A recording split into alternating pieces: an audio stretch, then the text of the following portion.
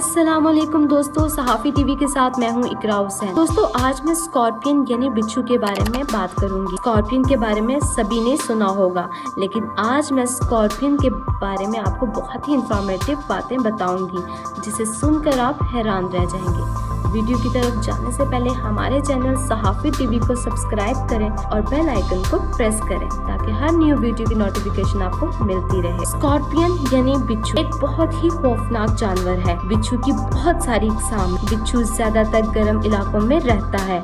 ये दिन में छुप जाता है और रात में अपनी जगह से बाहर निकल आता है। दोस्तों, ये देखने में भी बहुत ज्यादा खौफनाक जानवर। बिच्छू न्यूजीलैंड और अंटार्कटिका के अलावा बाकी सब इलाकों में पाया जाता है। अगर कोई बिच्छू किसी इंसान को काट ले, वक्त पर इसका इलाज ना हो तो ये इंसान की जान भी ले सकता है, क्योंकि इसके अंदर बहुत ज्यादा जहरीला जहर होता है, जिसकी वजह से फौरन इलाज की जरूरत होती है। दोस्तों, बिच्छू की रफ्तार भी बहुत ज्यादा होती है। ये 19 किलोमीटर फी घंटे की रफ्तार से दौड़ सकता है। अगर वीडियो अच्छी लगी हो तो प्लीज लाइक एंड शेयर लाजमी कीजिएगा।